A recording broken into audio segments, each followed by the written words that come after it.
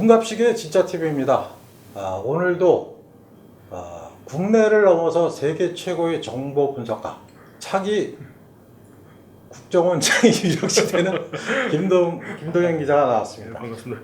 저기 기자 참 경력은 잘 받았죠? 예, 잘 받았습니다. 제가 또 자, 오늘 그 김 기자가 한 거는 세계 최초로 공개하는 북한 김정은의 미사일 지휘 통제 차량 스펙. 이게 무슨 얘기죠, 그러니까 이제 요새 이제 최근에 네. 벌써 이제 너무 미사일을 많이 쏘니까 몇 번 썼는지도 모를 정도로 불감증이 생겼죠. 지금 뭐 거의 9번, 5월 4일 기준 9번 발사했습니다. 네. 거의 10회 가량 지금 발사를 하는데 네. 요때 지금 거의 최초로 네. 그러니까 등장을 한 차량이 있습니다. 예. 그러니까 기존에 없던 차량인데 네. 그 김정은이 미사일을 지휘 통제한 차량, 네. 보통 이런 걸 이제 군사적으로 지휘 통제 차량이라 해서 C2 차량이랍니다. 네. 커맨드 앤 컨트롤이라 해서 그래서 그 차량이 등장을 했습니다. 네. 근데 이 차량에 대한 뭐 분석 내용이라든지 이런 게 아직 나오지가 않았습니다. 네. 그래서 제가 이 차량이 어떤 차량인가를 지금 네. 이제 분석을 해서 그 내용을 이제 공유드리고자 이제 말씀 얘기 나왔습니다. 우선 김 기자가 얘기한 게 보면은 요 차량입니다. 요 뒤에 요 차량이요. 예, 맞습니다. 네. 그러니까 전체적인 사진에서는 뭐 비중이 작게 이제 조그맣게 뒤에 어렴풋이 나온 요 장면인데 네. 요 차량을 토대로 이제 분석을 했습니다. 우선 이게 그 버스라면서요? 그렇죠. 그러니까 미니버스라서 미니버스. 우리들이 제일 이제 익숙한 차량으로는 마을버스 있지 않습니까? 마을버스. 예, 그래서 보통 이제 현대에서 나오는 그 카운티급 버스가 있습니다. 네. 카운티라는 차량이 있는데 그 차량의 크기에 준하는 차량이다라고 네. 보시면 되겠습니다. 그렇군요. 근데 그 미니버스 안에 이렇게 미사일을 그 지휘 통제할 만한 장치들이 다 들어갑니까? 그러니까 이게 원래는 네. 이제 이런 버스나 트럭 같은 차량들을 이제 보통 상용차라고 부릅니다. 네. 그러니까 상업용 차량이란 말이죠. 그래서 네. 상용차인데 네. 이 차량도 원래는 당초 상용차로 북한에 들어간 차량인데 네. 이걸 내부를 뜯어내고 네. 개조를 한 겁니다. 그래서 이 차량은 이제 김정은 전용 지휘 통제 차량이라고 보시면 되겠습니다. 그렇군요. 예. 우리 김 기자 기사를 보니까 우선 25인승 예. 미니버스로 분류되는 차량인데 예. 마을버스와 크게 비슷한데 예. 우리는 좀 11년 15인승으로 개조돼 있다. 예. 그러니까 요 정도 크기 되는 차량을 이제 소위 말해 25인승 차량이라고 말을 합니다. 네. 근데 이제 마을버스 같은 경우는 타보시는 분 다 아시겠지만 네. 안에 뭐 이제 좌석이 다 뜯어내고 그러니까 네. 입석을 고려하다 보니까 네. 이제 구조를 이제 개조해서 11인승 또는 15인승으로 만듭니다. 그렇군요. 근데 이제 보통은 25인승이다 네. 보시면 되겠고 이 차량 같은 경우는 이제 그 24인승으로 나와 있는 차량을 좌석 같은 걸 다 뜯어내고 네. 이제 지금 김정은 전용 지휘 통제 차량으로 개조했다. 우선 이 사진에 보면은 스포일러가 장착된데 스포일러가 뭔지. 예, 이제 스포일러 이제 보통 뭐 윙이라고도 하는데요. 네. 차량 뒷부분에다가 이제 장착을 해서 공기 저항을 좀 좋게 하는 건데 요렇게 생겼습니다. 요 위에 보시는 것처럼 날개처럼 붙어 있지 않습니까? 네. 보통 마을버스 이런 게 없죠. 근데 이게 지금 옵션으로 해서 지금 장착이 돼 있고 네. 위로 다시 올라가시면 네. 여기 보시면 이제 김정은가 붙어 있죠. 그래서 그러니까 이 말은 그러니까 풀 옵션에 준하는 차량이다. 그러니까 네. 옵션이 그러니까 버스 중에서도 상위급 모델을 가지고 들어와서 네. 개조를 했다라고 볼 수 있겠습니다. 그렇군요. 예. 근데 이 버스가 어떻게 해서 북한으로 들어가게 된 겁니까? 그렇죠. 요 부분이 이제 중요한 부분입니다. 네. 왜냐하면 이제 국제사회라든지 뭐 UN 대북 제재나 이런 데도 아직도 지금 허술한 부분이 있나. 네. 그리고 이게 언제 유입이 됐는지를 알아야만 네. 이게 그러니까 대북 제재가 당시에도 작용을 제대로 했는가라는 걸 이제 다시 복귀하면서 체크를 할 수가 있습니다. 네. 그래서 이 차량이 일단 그 기종을 알아야 되는데 네. 이 차량이 이제 도요타 있습니다. 일본의 도요타에서 만든 네. 코스터라는 차량입니다. 그래서 코스터라는 차량인데 지금 김정은이 갖고 있는 건 최신형 모델입니다. 최신형 보시면 4세대 모델이죠. 그러다 보니까 이 최신형 모델이 그럼 언제 만들어졌는지를 이제 역추적을 해야겠죠. 네. 그래서 이제 일본 도요타 본사에서 네. 2016년에 네. 앞으로 우리는 코스터 3세대에서 네. 4세대로 네. 풀 모델 체인지를 할 것이다 네. 라고 발표를 합니다. 네. 근데 이제 실질적으로 이제 발표를 하고 바로 만드는 게 아니죠. 그래서 네. 2017년 초반부터는 일본 내 수용으로 판매가 시작되고 네. 해외 시장까지 판매가 이제 물량이 풀리기 시작한 게 2017년 중반 정도로 지금 보고 있습니다. 네. 그런데 지금 그때 당시 2017년 중반은 이제 북한으로 그러니까 갔다고 믿고 싶지 않은 이유는 네. 기억하시겠습니다만 2017년 4월에 네. 그 중순 무렵에 네. 트럼프 대통령이 전례 없이 그 항공모함 3개 연단을 다 그렇죠. 스트라이크 연단을 지금 한국으로 보냈습니다. 예. 그러니까 당시 분위기상 대북 제재도 최대치로 강력했고 네. 그렇기 때문에 당시보다는 네. 2018년 중에 네. 이 차량이 들어가지 않았을까? 그럼 어디서 들어갔냐? 네. 지금 현재 이 도요타가 그 중국에도 지금 진출을 해 있습니다. 아, 이제 물론 국내도 진출을 해 있습니다만 네. 상용차 부분이 국내로 빠져 있죠. 네. 그런데 이제 중국에는 상용차 부분이 들어가 있고 네. 이제 공산국가는 전부 다 현지 회사랑 합작 회사로 만들어지다 보니까 네. 광저우 자동차랑 합작이 돼 있습니다. 그래서 광저우 도요타로 지금 중국에서 활발하게 지금 그 상업을 하고 있기 때문에 거기서 판매되는 모델을 그 북한으로 가져가지 않았나라고 네. 지금 추정을 하고 있습니다. 그렇군요. 예. 그다음에 지휘통제 차량으로 개조하는 데는 시간이 많이 걸린다면서요? 예, 이게 보통 이제 업계 뭐 기준 같은 게 이제 대략적으로 있는데 이게 보통 6개월입니다. 네. 그래서 지금 이 차량 같은 경우도 네. 이게 그냥 일반적인 장성이 타는 차량이 아니라 네. 그 김정은 전용 차량이기 때문에 네. 그러니까 많이 공을 들였을 겁니다. 그래서 네. 6개월 정도의 시간을 소요하지 않았을까라고 네. 지금 보고 있습니다. 요거는 내부 모양입니까? 그렇죠. 이게 내부 실내에서 김정은이 보시면 망원경이 있습니다. 네. 그래서 여기 창문이 지금 보시면 열려 있죠. 네. 그렇죠? 그리고 이쪽은 가려져 있고, 네. 그러니까 전부 다 이제 커튼 형식으로 이걸 막을 수가 있고, 네. 뒤쪽 같은 데서는 이제 김정은이 보이지 않게 막아놓고 있다가 네. 미사일을 발사하는 모습은 직접 자기가 망원경으로 보는 겁니다. 네. 그러니까 이게 한마디로 두 가지가 있죠. 디지털 정보를 이 스크린을 통해서도 확인을 하고, 네. 그냥 이제 아날로그 정보인 자기 육안으로 네. 직접 미사일도 볼 수 있는 그런 기능을 갖고 있습니다. 그래서 네. 지금 4개의 스크린이 장착이 되어 있고, 네. 요게 또 하나 주목할 부분입니다. 아, 예. 이게 이제 태블릿 PC가 있죠. 그래서 요 하얀색 태블릿 PC가 네. 이 차량에 이제 이 기능의 일부로 되어 있고요. 네.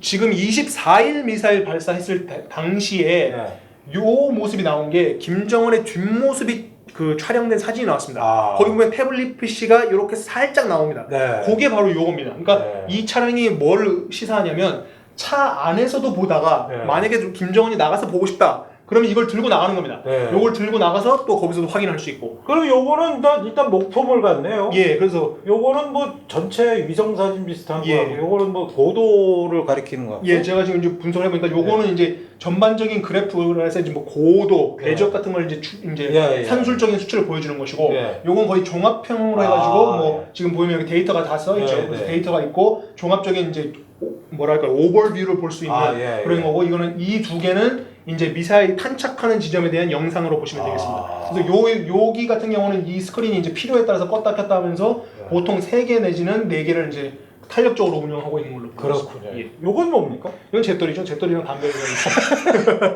자식이 싸가지 없이 왼손으로 담배. 예, 그렇군요. 그 다음에 이게 후륜 구동에다가 무슨 5톤 정도 됩니까? 예, 이게 그러니까 그 한마디로 기본 차량 무게 정도는 그 정확하게 하면 4,990 한 90kg 정도로 되는데 이제 5톤 가량이라고 보시면 되겠습니다. 그래서 5톤에 준하는 차량이 기본 모델입니다.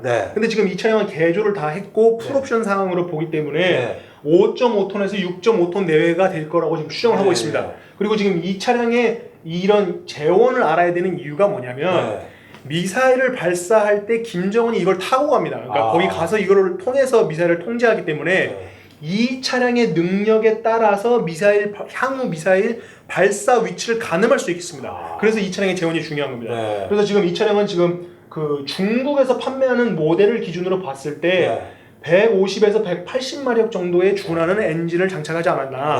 그래서 그 엔진 같은 경우는 지금 이름이 이제 RA428이라는 엔진이 있어요. 이게 이제 터보 디젤 엔진을 장착을 해서 지금 150에서 180마력이고 4륜 구동이 아니라 후륜 구동 차량입니다. 그래서 이 말은 뭐냐면 4륜 구동 차량이라든지 이런 차량이라면 험로 주파가 가능하기 때문에 산지 안으로 그냥 깊숙이 들어갈 수도 있습니다. 근데 지금 이거는 그런 재원이 안 되기 때문에 평지 또는 대도시 인접 지역 등에서만 운용이 가능하다고 보겠습니다. 그래서 실질적으로 제가 분석을 해보니까 지금까지 미사일을 발사한 위치 전부 다 평지 일대고 기본적인 통신 인프라가 깔려있는 지역입니다. 제가 이제 한 번씩 짚어드리겠습니다. 5월 4일은 원산 호도반도 거기에도 이제 원산 갈마 공군기지가 있습니다. 약간 이전을 했습니다만 그 주변에 여전히 이제 기지가 있고요. 5월 9일에는 평안북도 구성시에서 발사했습니다. 처음에 이제 우리 합참에서는 신홀이라고 했다가 나중에 구성시로 이제 바꾸면서 이제 좀 체면을 구겼죠. 여기에도 그 대대적인 북한의 탄약 공장이 있습니다. 그리고 거기는 지하 공장, 지하 기반 시설까지 완전히 잘 닦여 있는 네. 그 도시가 이제 구성시입니다. 그렇군요. 그 다음에 7월 25일 이제 공백기가 있다가 7월 25일 발사했을 때는 원산 호도반도 네. 이 지역도 이제 아까 말씀드린 원산 갈마 공군기지도 있고 여기도 대규모 인프라가 깔려 있습니다. 그 다음에 지금 거기 관광 특구도 만들고 있죠. 네. 7월 31일 또다시 원산 갈마 일대입니다. 그 다음에 8월 2일 영흥입니다. 이제 그 함경남도 영흥인데 네. 여기에도 이제 철도가 깔려 있고 금야 여기 있고 인프라가 있습니다. 그 다음에 이제 8월 6일 황해남도 과일 여기도 대표적인 공군기지죠. 전방 공군기지고 네. 여기는 이제 서부 지역입니다. 네. 그 다음에 8월 10일 함흥 여기도 미사일 공장이 있다고 지금 알려져 있고 네. 덕산 비행장이 거기에 있습니다. 네. 그 다음에 8월 16일 강원도 통천 여기는 구음리 비행장이 있죠. 그 다음에 8월 24일 가장 최근입니다. 네. 여기서는 이제 선덕에서 발사했는데 네. 여기도 마찬가지로 선덕 비행기지가 있습니다. 여기는 이제 함경남도 정평군인데 대표적으로 이제 공군의 이제 특작군 침투기라고 하는 네. 그 AM2기의 그 부대가 여기 있습니다. 경비행기 뭐 이렇게 예, 경비행기. 그래서 이게 왜 중요하냐면 네. 지금 이 차량에 그 한번 올라가 보시겠어요? 네. 예. 이 차량의 이제 통신적인 기능을 알아야 됩니다. 지금 제가 봤을 때 이 차량은 그러니까 모든 C2 차량은 네. 기본적으로 이 통신 기반이 제대로 닦여 있어야 됩니다. 왜냐하면 미사일에 대한 정보를 실시간으로 조정을 하려면 네. 통제하려면 있어야 되는데 지금 이 차량은 이게 데이터들이 전부 기본적인 데이터라고 볼 수가 있습니다. 그러니까 이거는 뭐냐? 그 차량의 외부로 드러난 안테나도 없고 네. 그다음에 이제 소위 말해 이제 이삿짐 센터 같은 데서 차 오면은 땅바닥에 고정하는 고정화기 있지 않습니까? 그런 게 원래는 이 C2 차량의 기본 탑 제품인데 이게 상용 차량을 개조하다 보니까 없습니다. 그래서 통신이 제약적이다. 그래서 이 말은 뭐냐면 미사일 통제 시스템이나 이런 데 직접 연결보다는 간접 연결식으로 타고 들어가서 치고 빠지는 형태다. 그래서 한마디로 미국이라든지 이런 다른 그 국가에서의 추적을 회피하기 위한 목적으로 만들었기 때문에 지금 가지고 있는 통신 기반, 이 통신 시스템으로 보면은 대도시 인프라가 깔려 있는 지역 등에서 그 기반 인프라에 있는 통신 시스템에 같이 이용을 해야 되는 그런 형태라고 볼 수 있겠습니다. 그래서 이거를 토대로 생각할 수 있는 거는 다음 발사지도 이제 이러한 기지, 그러니까 이미 인프라가 깔려 있는 대도시 또는 공군 기지나 이런 군 시설이 있는 지역에서 발사할 것이다. 그걸 이제 추정할 수가 있겠습니다. 근데 궁금한 게 이런 저 사진들은 원래 공개가 된 건가요? 이거는 이제 조선 그 중앙통신에서 이제 나온 겁니다. 북한에서 자기들이 이제 대외적으로 내보인 사진입니다. 근데 왜 우리나라 합참은 김 기자가 세계 최초로 이걸 분석하기 전에 이걸 모르나? 지금 그러니까 이런 C2 차량에 대한 일단 분석은 하지 않았고 지금 뭐 하다못해 저도 지금 이런 분석을 하기 때문에 제대로 된 합참이라면 이런 분석을 토대로 다음 발사지를 추정을 하고 있어야 되고 다음 발사지에 대한 대비한 이제 레이더 탐색이라든지 이런 그 정찰 자산을 적극 활용해서 예상을 하고 있어야 됩니다. 근데 지금 계속해서 지금 이 도발 징후를 포착을 실패하고 있죠. 지난번 발사 같은 경우도 7월 달에 발사했을 때 도발 1분 전에 그 징후를 포착했다. 그러니까 미리부터 지금 이걸 패턴을 보면 다 그 패턴이 나옵니다. 대규모 인프라가 깔려있는 통신시설 그다음에 이제 그러니까 한마디로 산 속에 갑자기 깊숙이 들어가서는 쏠 수 없다는 말입니다. 그러니까 전혀 예상할 수 없는 곳에서 쏘지 않는다는 얘기예요. 지금 이 지휘통제 차량을 토대로 분석을 하면 그렇기 때문에 충분히 예상이 가능하기 때문에 이거를 대비해서 지금 이제 레이더 시스템을 가동을 한다면 미사일 징후도 포착할 수 있고 거리를 틀린다거나 이런 일은 없을 겁니다. 그러면 그 김 기자 생각에 지금 5월 4일부터 8월 24일까지 9번이라고 그랬죠? 그럼 이 외에도 또 그 공군기지라든가 그 뭐 이렇게 그 인프라가 깔린 데가 있을까요? 지금 이제 그 군부대는 더 많이 있습니다. 지금 북한이 운영하고 있는 비행장만도 거의 20여 개이기 때문에 얼마든지 더 많은데 지금 패턴을 보면 전부 동부 지역에서 발사를 많이 하고 있고 지금 9번 중에 서부 지역에서 발사한 거는 황해도 과일기지 지금 한 번 있고요. 그 다음에 이제 5월 9일 평안부터 구성시 그 두 번을 제외한 전부 동부입니다. 그러니까 앞으로도 동부에 있는 그 군 기지에서 발사할 가능성이 높다. 그리고 지금 현재 시사하는 바는 뭐냐면 최근에 이제 8월 10일 이후부터는 어떻게 됐냐면 이제 발사하는 미사일의 종류가 지금 바뀌기 시작했죠. 그러니까 8월 10일, 14일, 24일 지금 이 최근 세 번은 북한판 에이테킴스를 지금 발사하고 있습니다. 그럼 이게 무슨 말이냐면 기존에 발사했던 북한판 이스칸데르 KN-23에 대한 시험은 다 끝났다라고 볼 수 있습니다. 그러니까 그만큼 완벽에 가까운 수준에 도달했다. 그러니까 만약에 지금 앞으로 이 북한판 이스칸데르를 발사한다고 한다면 지금까지 발사해보지 않은 패턴 또는 전혀 새로운 뭐 고각 발사라든지 전혀 다른 형태로는 시도할 가능성이 있지만 지금 현재 최근에 나오는 미사일 발사는 벌써 이제 북한판 에이테킴스로 이제 진화했다라고 볼 수 있겠습니다. 그래서 앞으로 발사하는 무기 체계는 북한판 에이테킴스이거나 아니면 그동안 또 공개하지 않았던 또 다른 미사일을 준비할 가능성이 있겠습니다. 지금 현재 발사하는 패턴을 보면 전부 신형 미사일이죠. 그렇죠. 전례를 볼 수 없는 미사일이고 전부 성공을 했습니다. 그래서 지금 앞으로도 이런 형태로 나가지 않을까. 근데 김 기자, 그 저기 에이테킴스 미사일하고 자꾸 방사포하고 헷갈려 하시는 분들이 많은데 그 구분은 어떻게 해요? 구분을 하자면 이제 뭐 방사포는 이제 미리수가 나와가지고 이제 포라는 개념으로 생각하시는데 포라기보다는 엄밀히 말하면 로켓이라고 보시면 되겠습니다. 그러니까 로켓과 미사일은 다릅니다. 근데 지금 최근에 발사하고 있는 로켓 형태도 지금 유도 체계가 장착이 되어 있기 때문에 거의 미사일에 준하는 형태로 가고 있습니다. 근데 이제 발사를 하면은 이제 거의 그냥 한마디로 뭐랄까요, 단순한 재래식 무기에다가 포물선으로 가는 곡선 형태의 발사가 되는 것이고 미사일은 그 외에 지금 그 최근에 발사한 북한판 이스칸데르는 풀업 기동이라 해서 갑자기 고도를 바꾸거나 계속 변칙적으로 이제 움직이죠. 그래서 그런 차이가 있습니다. 요게 이제 원래 그 도요다의 코스터라는 차량입니다. 지금 색상도 지금 똑같죠. 지금 그렇군요. 이 차량에서 이제 뒤에 아까 말한 그 스포일러만 장착이 되어 있는 상태입니다. 그리고 유관 사고로 드러나 있는 외부에 그러니까 GPS라든지 위성으로 통신 체계나 이런 안테나가 없고 또 외부로 돌출된 안테나가 전혀 없습니다. 그렇기 때문에 통신 기능이 제한적이기 때문에 대도시 인프라나 이런 데 깔려 있는 데서 발사할 가능성이 높다.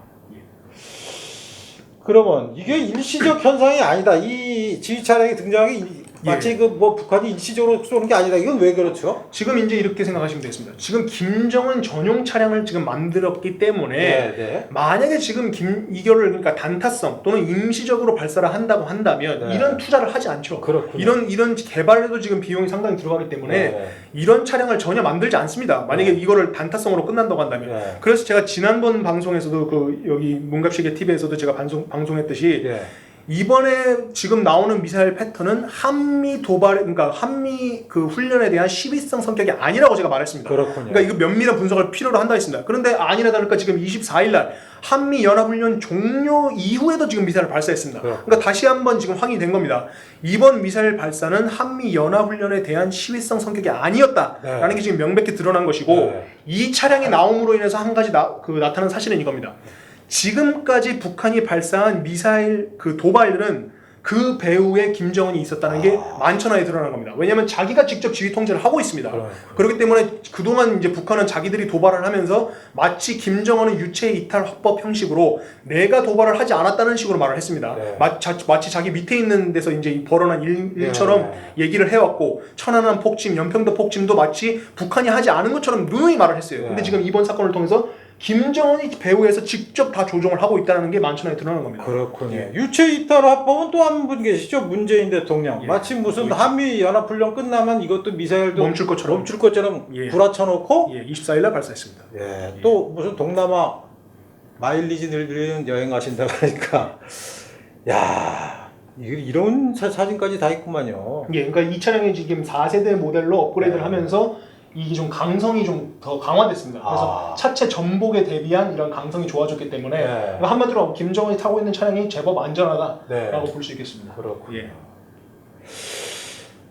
그러면 이게 우리가 지금 그 대북 유엔 제재가 사실상 구멍이 난 거네요. 그렇죠. 2018년에 지금 이런 일이 벌어졌기 때문에 대화를 하고 있는 중간에도 이런 차량을 입수해서 이런 미사일 이런 발사 시스템을 만들고 통제 차량까지 지금 개발을 지속하고 있었기 때문에 한마디로 대화의 탈을 쓰고 이면에서 모든 지금 나쁜 짓을 하고 있다라고 볼 수 있겠습니다. 그리고 지금 발사하는 미사일을 좀 분석을 해야 되는 게 북한판 에이테킴스라고 하는 미사일이 미국산 에이테킴스의 기술도 들어갔다고 추정을 하고 있고 그 다음에 지금 또 한 가지는 이스칸데르 미사일도 M형이 있습니다.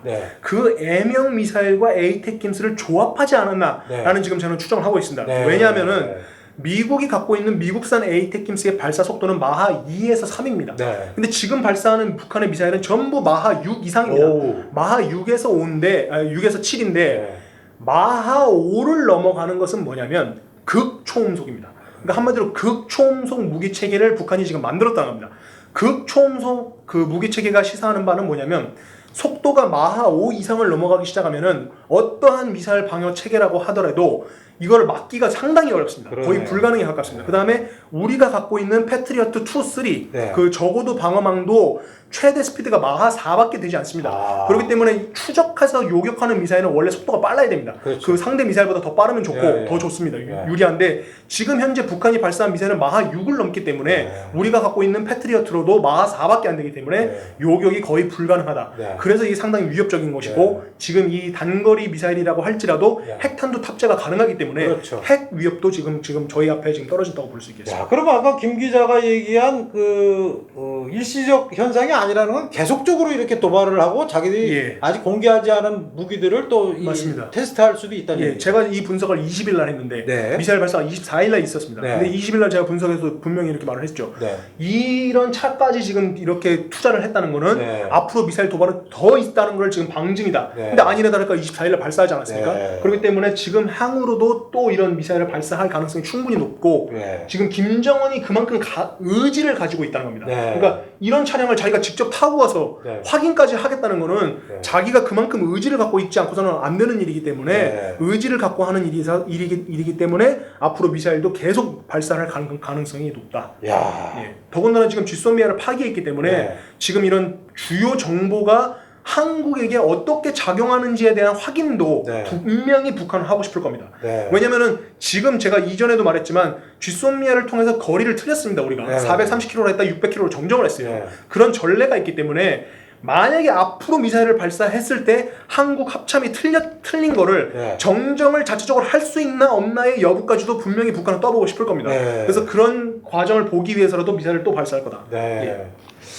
참 우리 요새 조국이 때문에 정신없이 조국 얘기 파다 보니까 지소미아 파기에 대해서 이제 거의 방송을 못 하는데 예. 마치 우리나라는 지소미아가 우리한테 아무런 영향도 없다는 듯이 지금 이렇게 뻔뻔하게 얘기하고 있죠. 네. 그거 거짓말이죠. 그렇죠. 지금 앞서 이제 그 전 방송에서도 말씀드렸다시피 예. 일본에는 아오모리와 교토에 그 X밴드 레이더가 상당히 우수한 레이더가 있습니다. 예. 이 레이더로는 진짜 한 4,000km 이상을 탐지하기 때문에 그 거의 야구공만한 크기도 탐지하는 적어도 탐지 레이더가 있기 때문에 네. 이런 미사일 발사 때마다 네. 그 일본이 갖고 있는 이 정보가 상당히 중요하게 작용합니다. 네. 근데 지금 이거를 발로 찾기 때문에 네.